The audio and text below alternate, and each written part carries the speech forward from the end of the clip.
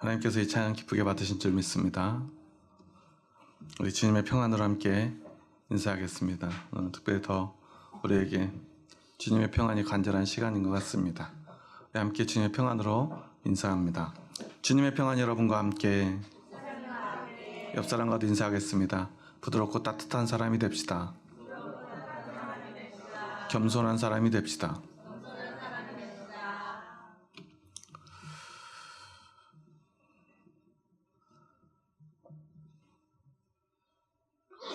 1948년 여순 사건, 그리고 제주 4.3 사건, 그리고 우리 민족의 너무나 큰 아픔인 1950년 6월, 그리고 1960년 4.19, 61년 5.16, 1972년 유신, 그리고 1979년 11.6, 1980년 5.18. 우리는 수많은 비상계엄을 경험했습니다. 그때마다 수많은 사람들이 죽었고, 수많은 사람들이 아무 잘못 없이 잡히고 고문받았습니다. 그 아픔을 우리는 너무나 생생하게 아직도 기억하고 있습니다.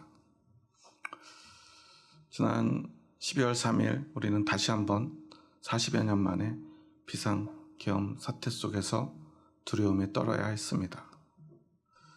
설마 하는 일이 벌어졌습니다. 감사하게도 6시간 만에 비상계엄이 해제되었지만 지나고 그때 상황들을 하나하나 다시 돌아보니 아찔하기만 합니다. 어떤 농객이 그런 이야기를 하더라고요. 비상계엄이 해제되고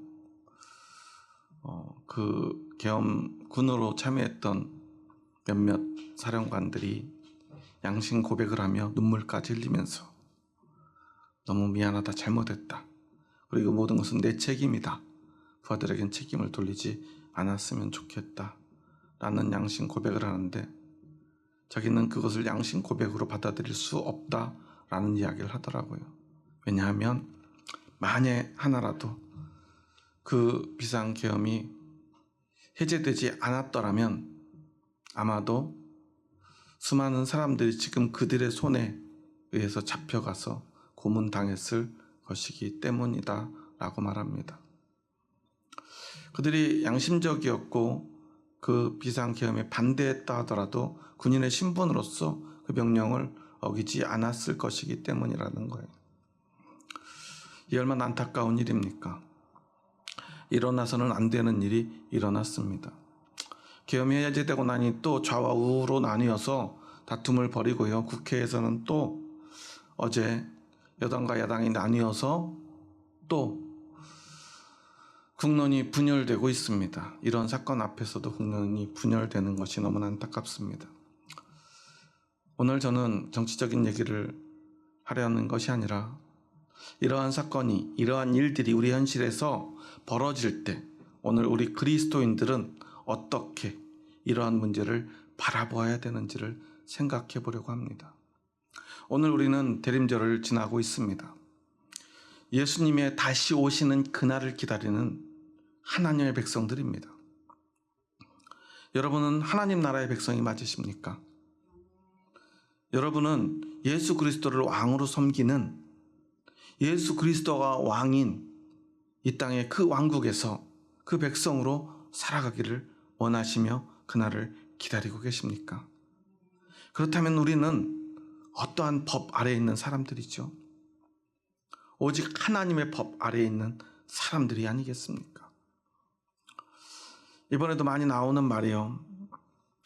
대통령의 명령을 군인들이 어떻게 거부할 수 있었겠느냐 라는 말이에요. 국회에서 국민들과 그리고 국회의원 또는 보좌진들과 대치하고 있던 군인들에게 많은 사람들이 이런 이야기를 합니다.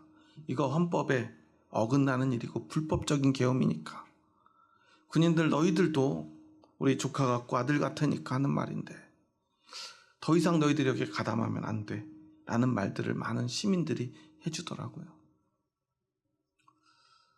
우리나라에서 가장 큰 권한을 가진 사람은 누가 뭐래도 대통령이 분명합니다. 그것은 그 사람의 어떤 학벌이나 그 사람의 어떤 인격에 관한 이야기가 아니에요. 그의 자리에서 그가 가진 권한을 말하는 것입니다. 그가 어떤 삶을 살았든 어떤 인격을 가졌든 상관하지 않고요. 그에게는 그만한 권력이 있습니다. 그런데 그 어떤 권력도요, 헌법을 넘어설 수는 없다는 것을 우리는 너무나 잘 알고 있습니다. 그래서 이번 비상계엄을 사람들은 헌법에 위배되는 불법적인 비상계엄이라고 이야기하는 것입니다. 비상계엄이 다 잘못된 것은 아니에요. 6.25 전쟁 때도 3년 동안이나 비상계엄이 지속되었어요. 그런데 여러분, 6.25 전쟁에 비상계엄을 잘못되었다고 이야기하는 사람이 한 명이라도 있습니까? 그런 전쟁 상황에서 계엄은 당연한 것입니다. 그런데 경비계엄과 비상계엄의 차이는 분명합니다. 실제적으로 어떤 위협적인 상황이 발생하고요, 그런 것들이 계속될 것 같은 위험한 상황 속에서 발령되어야 되는 것이 바로 비상계엄령입니다. 그런데 오늘 우리가 느끼기에는 그런 것이 느껴지지 않고요, 무엇보다 어떤 상황에서라도 비상계엄을 통해서 입법과 사법을 그 군대가 장악하고 국민들을 통제할 수 있을지 몰라도 입법기관인 국회를 절대로 폐쇄해서는 안 되는 것이었습니다. 그것이 잘못된 것입니다. 우리는 그저 감정적으로 이것이 잘못되었다, 과거의 어떤 두려움 때문에 이래서 안 된다라고 그냥 단순하게 이야기할 것이라 아니라 무엇이 잘못되었는지를 바로 알아야 합니다.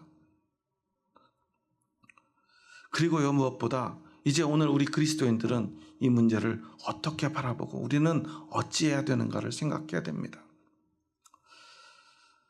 그리고 이러한 상황, 어떤 위급한 정치 상황이나 어려움 속에서 그리스도인들에게 가장 큰, 어쩌면 기준이 되고요, 걸림돌이 되기도 하는 말씀이 오늘 본문의 말씀입니다.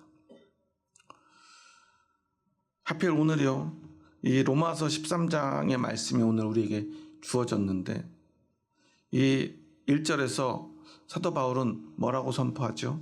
다시 한번 읽어보겠습니다. 각 사람은 위에 있는 권세들에게 복종하라.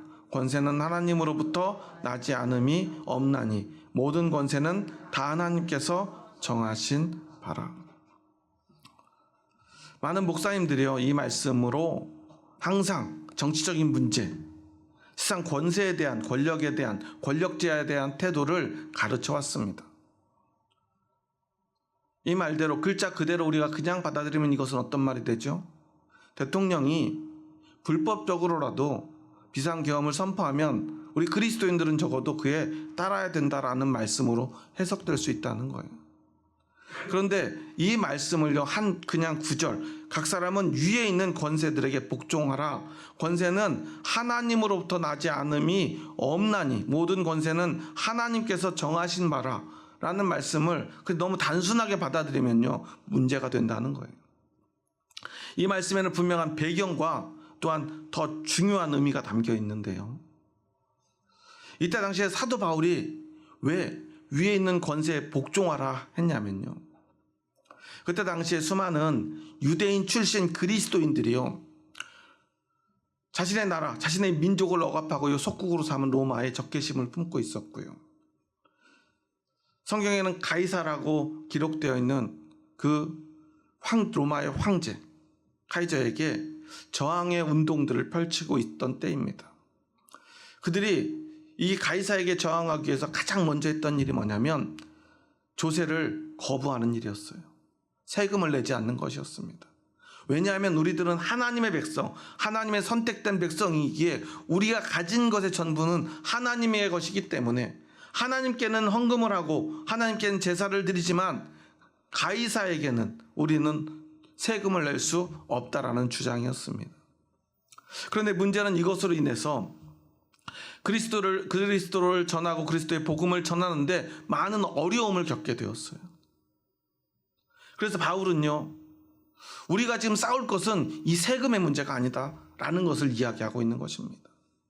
세금을 안 내느라고, 그렇게 저항하느라고, 세상에 저항하느라고 우리가 진짜 해야 될 더 중요한 일을 못하고 있지 않느냐. 그렇기 때문에 우리는 한 가지를 기억해야 된다. 우리가 사실 세금을 내지 않고 조세저항으로 이렇게 어떤 민족운동을, 어쩌면 국가해방운동을 하고 있는 것 정말 중요한 의미일지 모르지만 그거보다 더 중요한 것이 있다라는 거예요. 왜냐하면 지금 이런 게 어쩌면 우리가 하나님의 권위를 인정하지 못하는 것이 아닐까 사도 바울은 이야기하는 것입니다.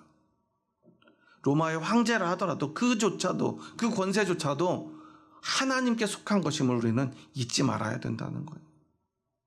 물론 그 로마 황제가 그들의 참 신앙을 권장하지도 않았고요, 하나님의 뜻을 선포하지도 않습니다.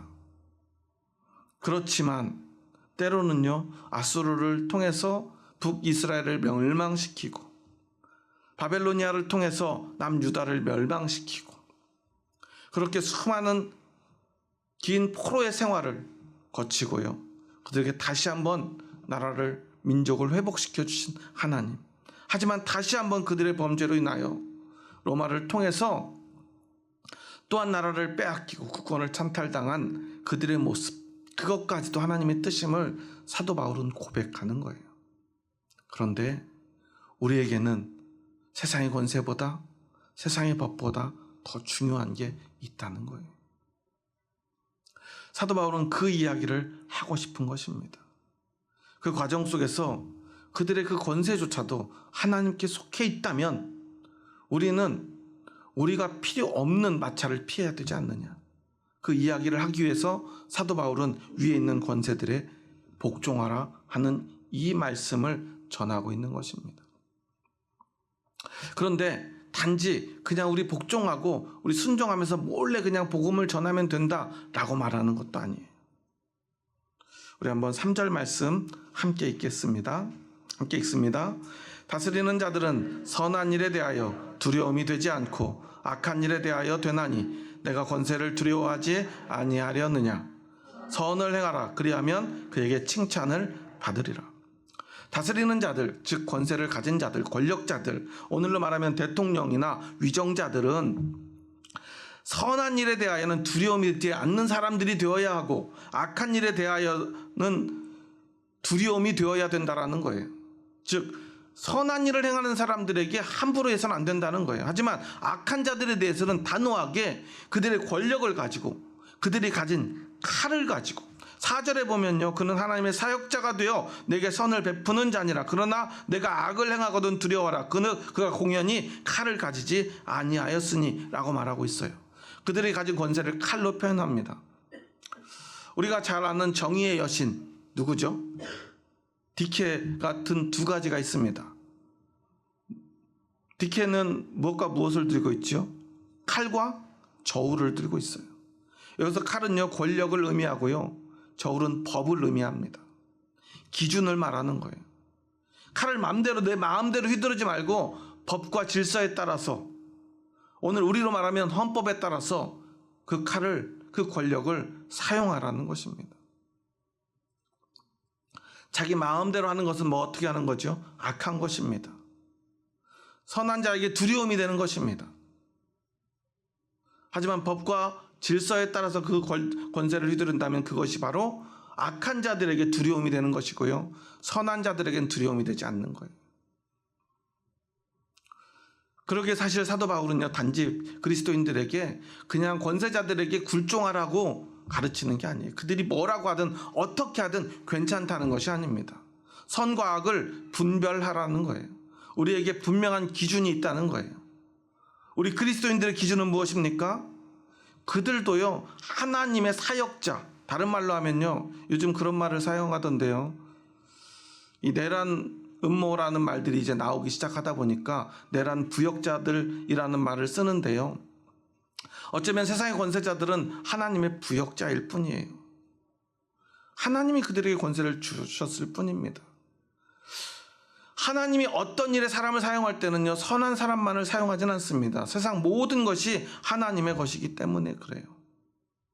그래서 우리는 다니엘의 말씀을 기억해야 됩니다. 다니엘 4장 17절에 보면 이런 말씀이 있습니다. 이는 순찰자들의 명령대로요, 거룩한 자들의 말대로이니 지극히 높으신 이가 사람의 나라를 다스리시며 자기의 뜻대로 그것을 누구에게든지 주시며 또 지극히 천한 자를 그 위에 세우시는 줄을 사람들이 알게 하려 함이라 하였느니라. 다니엘이요, 느부갓네살의 꿈을 해석하며 그가 그 왕에게 전한 말입니다. 천한 자라도요, 하나님이 세울 수 있다는 거예요. 그러니까 좋은 사람이 아니라 천한 자에게라도 권력은 얼마든지 하나님이 주신다는 거예요. 그리고 25절 26절에 보면 이런 말씀이 있습니다. 먼저 제가 25절의 말씀을 읽습니다. 왕이 사람에게서 쫓겨나서 들짐승과 함께 살며 소처럼 풀을 먹으며 하늘 이슬에 젖을 것이요 이와 같이 7대를 지낼 것이라. 그때 지극히 높으신 이가 사람의 나라를 다스리시며 자기의 뜻대로 그것을 누구에게든지 주시는 줄을 아시리이다. 하나님이요, 누구에게라도 권세를 줄 수 있고요, 왕이라도요 쫓겨나서 들짐승과 함께 살고 소처럼 풀을 먹을 수 있다는 것입니다. 하나님의 그 모든 권세의 근원이시라는 거예요. 26절에서는 이렇게 말합니다. 또 그들이 그 나무 뿌리에 그루터기를 남겨두라 하였은즉 하나님이 다스리시는 줄을 왕이 깨달은 후에야 왕의 나라가 견고하리이다. 권세 잡은 자는요, 이 세상을 다스리는 분이 하나님이심을 알아야 된다는 것입니다. 그래야만 그 권세가 비로소 하나님이 부여한 진짜 권세가 된다는 거예요. 사도 바울이 말하고자 하는 것이 바로 이것입니다. 그리고 우리는 그것을 분별해야 합니다. 권세 앞에서 우리는 위에 권세에 있는 자들에게 복종하려면요, 그것이 선과 악을 분별하는 믿음이 필요하다는 것입니다. 오늘 6절과 7절에 보면 그래서 이것이 조세에 관한 문제임을 사도 바울은 분명히 밝히고 있는 거예요. 너희가 조세를 바치는 것도 이로 말미암음이라. 그들이 하나님의 일꾼이 되어 바로 이 일에 항상 힘쓰느니라. 모든 자에게 줄 것을 주되 조세를 받을 자에게 조세를 바치고 관세를 받을 자에게 관세를 바치고 두려워할 자를 두려워하며 존경할 자를 존경하라. 예수님은 말씀하셨죠. 가이사의 것은 가이사에게, 하나님의 것은 하나님께. 사도 바울은 그것을 이야기하는 것입니다. 우리가 하나님께 드려야 될 것은 어떤 것이죠? 우리의 전부를 하나님께 드려야 합니다. 그런데 그것이 지금 오늘 가이사의 것이라면 가이사에게 그것을 바치는 것이 무슨 문제가 되냐고 주님은 말씀하고 있는 것이죠. 세상에서 오늘 우리는 살아갑니다. 그래서 세상의 불의 앞에서도, 불의와 함께 불의 속에서도 우리는 살아갈 수밖에 없음을 인정해야 합니다. 하지만 그 어떤 때라도 우리들에게 가장 중요한 기준은 오직 하나님 한 분뿐임을 잊지 말아야 된다는 것입니다. 여러분은 누구를 두려워하고 있습니까? 여러분이 가장 존경하고 경외해야 될 대상은 누구입니까? 대통령입니까? 아니면 어떤 권세에 있는 국회의원들입니까? 장관입니까? 아니면 교회를 이끌어가는 어떤 종교적인 지도자들입니까? 우리에게 두려워해야 될 오직 한 분은 하나님뿐임을 잊지 마시기 바랍니다. 그래서 오늘 우리는 하나님을 두려워하되 세상 앞에 당당할 수 있어야 합니다. 세상의 불의와 맞서 싸울 용기가 있어야 합니다. 잘못된 것을, 불의를, 하나님의 뜻을 어기고 하나님이 사랑하는 하나님의 백성과 하나님이 아직 오래 참으시며 기다리는 수많은 우리의 민족, 우리의 국민들, 그 한 생명들, 그 소중한 생명들을 하나님이 오늘 사랑하신다는 그 사실을 우리가 기억한다면 무엇이 옳은 것이고 무엇이 잘못된 것인지 우리는 알 수 있지 않겠습니까?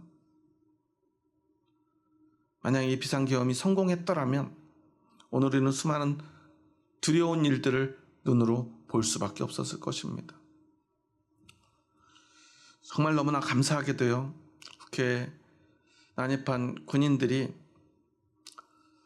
총칼을 휘두르지 않았어요.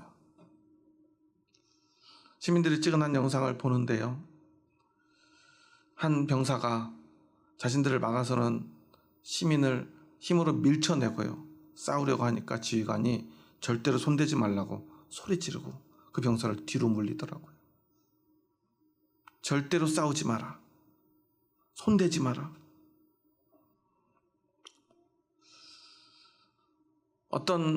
그들의 어떤 마음이었는지 우리는 다 알 수는 없지만요, 그 모습을 보자면 그들도 어쩔 수 없이 명령에 복종하는 군인이었을 것입니다. 하지만 어떤 것이 옳은지 그른지를 최소한 그들은 알고 있었던 것 같습니다. 과거 군사정권 시절에는요, 상관이 명령하면요, 사람도 죽였어요. 우리는 두 눈으로 5.18 광주에서 일어난 그 참상을 너무나 또렷이 보지 않았습니까? 우리는 그것을 기억하고 있지 않습니까? 아무 잘못 없는 어린 학생들을, 부녀자들을, 그리고 아무 잘못 없는 시민들을 학살했던 그 끔찍한 만행을 우리는 기억하지 않습니까? 그런 불행이 다시는 이 땅 가운데, 이 나라 가운데 일어나서는 안 될 것입니다. 그러기에 오늘 우리는 기도해야 합니다. 이 땅 가운데 어떤 권세 잡은 자도 하나님 앞에서 그 권세가 얼마나 무력한 것인가를, 얼마나 무의미한 것인가를 우리가 깨어 기도하며 그들 앞에 보여야 합니다. 그리고 우리는 그 나라를 위해서라면 우리의 목숨까지도 바칠 각오가 되어 있어야 되지 않겠습니까? 그런데 마음 아픈 건요, 어떤 정치적 성향을 표방하는 자칭 그리스도인들이요, 비상계엄에 찬성을 표명하거나 그 계엄이 해제된 것에 대해서 안타까움을 표현하고요, 종북 좌파를 척결할, 국민들 사이에 암약하고 있는 간첩들을 척결할 기회를 놓쳤다고 공개적으로 이야기하는 걸 들었어요. 자신이 기독교인임을, 심지어 전도사임을 이야기하고 그렇게 정치활동을 이어가던 사람이었는데요, 그게 우리의 너무나 큰 부끄러움이라고 저는 생각합니다. 왜 우리의 교회가, 우리의 신앙인, 우리 그리스도인들이 이렇게 되었을까요? 잘못된 맹목적인 신앙, 성경의 본질과 이 성경의 진리가 아닌, 성경을 관통하는 하나님 말씀의 그 진리에 위에 서지 못하고요, 어떤 구절들 하나하나에 매여가지고요, 기독교 신앙을 왜곡시킨 수많은 사람들, 제가 목사지만요, 또 어떤 수많은 목사님들이요, 잘못된 진리를 그렇게 가르쳐 왔습니다. 그래서 우리는 먼저 그 잘못된 진리 앞에 섰던 우리의 모습을 회개해야 할 것입니다. 그리고 우리가 그렇게 잘못된 권력에 동조했던 과거를, 그리고 오늘을 우리는 회개해야 될 것입니다. 그리고 우리는 돌이켜야 됩니다. 세상의 권세가 아니라 오직 하나님의 권세 앞에 서야 된다는 사실 말입니다. 하나님의 권세의 본질은 어디에 있습니까? 사람을 억압하고요, 권력을 찬탈하는 것입니까? 힘으로 사람들을 억누르는 것입니까? 예수님은요, 대제사장과 그리고 로마의 병정들에게 잡혀갈 때 그들에게 저항하지 않았습니다. 힘이 없어서가 아닙니다. 그것이 그가 가야 할 길이었기 때문이에요. 그것이 하나님의 뜻이었기 때문입니다. 힘으로 로마를 물리치는 것이 아니라 피 흘려 죽으심으로 우리를 구원하시려는 것이, 우리를 용서하시려는 것이, 그래서 다시 한번 죄에 빠져 영원히 멸망할 우리들에게 다시 한번 살 길을 내어주고요, 하나님과 평화롭게 살아갈 그 화목의 제물이 되시기 위해서 칼을 들고 말고의 귀를 잘랐던 베드로의 그 칼을 거두게 하시고 말고의 귀를 다시 붙여주시고 스스로 그 고난의 길을 걸어가시고 고문받고 십자가에 달리고 피 흘려 죽으셨던 것입니다. 자신보다 더 소중한 아들을 희생시키시면서까지 우리를 사랑하시고 용서하시는 것이 하나님의 뜻일진데 어떻게 국민을 향해 총칼을 드는 그 권력이 하나님의 선이 될 수 있습니까? 우리는 그래서 기억해야 합니다. 한 생명이 천하보다 귀하다는 그 사실을 말입니다. 하나님이 한 생명 한 생명을 얼마나 사랑하시는지를 우리는 기억해야 합니다. 그래서 오직 우리는 생명을 위해 기도해야 하고요. 이 땅 가운데 사랑과 평화가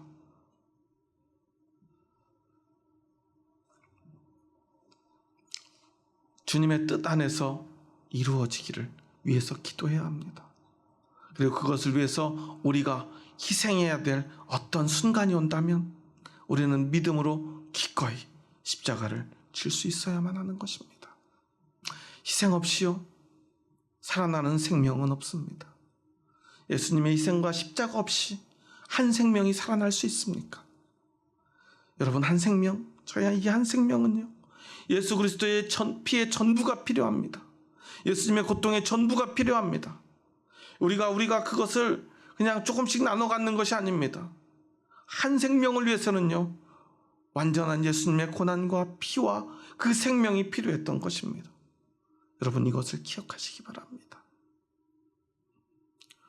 우리가 어떤 고난을 당하고요 우리가 피를 흘린다 할지라도 우리는 한 생명도 구할 수 없지만 예수님의 피가 우리 안에 흐르기에 우리는 이제 우리의 피로, 우리의 희생으로, 우리의 십자가로 또 한 생명을 구할 수 있음을 기억해야 합니다.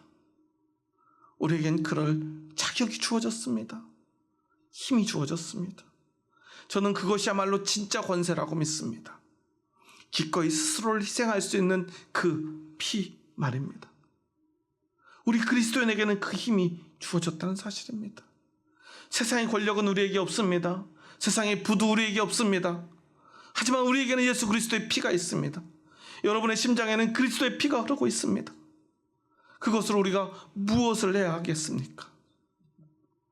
그것으로 한 생명을 구해내야 되지 않겠습니까? 용기 내야 되지 않겠습니까? 위에 있는 권세들에 복종하라 명령한 이 바울의 명령이 어떤 의미인지를 다시 한번 가슴에 품고요. 우리가 정말 두려워해야 될 진짜 권세, 그것은 오직 예수 그리스도의 십자가뿐임을 기억하는 저와 여러분이 되기를 주님의 이름으로 축원합니다. 그렇게 우리가 주님만을 두려워하며 기도할 때 다시 한번 이 땅 가운데 그리스도의 봄이, 그리스도의 계절이 올 줄 믿습니다. 사람들은 서울의 봄을 이야기합니다. 하지만 오늘 우리 그리스도인들은 그리스도의 봄을 이야기하며 기도했으면 좋겠습니다. 반드시 우리의 십자가를 통하여 이 땅 가운데 그리스도의 봄이 올 줄 믿습니다. 이제 오늘 마지막으로 함께 인사하고 오늘 이 말씀을 마쳤으면 좋겠습니다. 그리고 우리가 기도하는 마음으로 또한 하루하루를 살아갔으면 좋겠습니다. 우리 한번 옆 사람 보면서 이렇게 인사하며 고백하도록 하겠습니다. 옆 사람 보면서 이렇게 인사하겠습니다. 우리가 복종할 분은 오직 예수님 뿐입니다. 오직 예수님만 따르는 그리스도인이 됩시다. 그리고 옆 사람 보면서 한번 이렇게 고백하겠습니다. 당신은 저에게 너무나 소중한 생명입니다. 제가 반드시 지키겠습니다. 여러분, 그럴 용기가 있으십니까? 계엄이 선포되면요 사람이 모이는 것이 두려움이 됩니다. 교회에도 어떤 위해가 닥칠지 모릅니다. 하지만 그때 우리는 그리스도의 이름으로, 그리스도의 십자가로 우리를 기꺼이 희생하며 서로를 지켜낼 용기가 있으리라 믿습니다. 우리에게 믿음이 있기 때문입니다. 그 믿음은 세상의 어떤 고난도 이겨낼 능력이 될 것입니다. 기도하시겠습니다. 하나님, 감사합니다. 저희 부족하고 연약한 자들 사랑하셔서 저희들을 주님의 뜻 가운데로 불러주시니 감사합니다. 세상 권세의 두려움 앞에서 우리는 너무나 연약하고 너무나 보잘것없음을 고백합니다. 우리가 할 수 있는 것이 아무것도 없는 것처럼 느껴집니다. 하지만 우리는 기억합니다. 십자가에서 너무나 무기력하게 그렇게 피 흘려 죽으셨던 예수 그리스도 십자가, 그 능력이 오늘 우리에게 권세가 되었고 이 세상의 모든 권세 위에 섰음을 기억합니다. 세상의 모든 권세를 밟으셨고 이기셨고 승리하신 예수 그리스도 십자가의 능력이 오늘 우리에게 있음을 기억합니다. 그래서 오늘 우리의 심장 가운데 뛰고 있는 예수 그리스도의 피로 이 땅 가운데 그리스도의 복음을 선포하고 생명을 선포하는 저희들 되게 하여 주시옵소서. 그리고 어떠한 순간에라도 우리는 기꺼이 우리도 우리의 십자가를 지고 세상의 모든 악한 권세와 싸워 이기게 하여 주시옵소서. 내가 아니라 내 힘이 아니라 그리스도의 권세가 우리를 그 길로 인도할 것을 믿습니다. 주님, 우리가 어떤 두려운 순간이라도 그 믿음으로, 그 믿음에 성령님의 명령에 따르게 하여 주시옵소서. 용기 내게 하여 주시옵소서. 예수님의 이름으로 기도합니다. 아멘.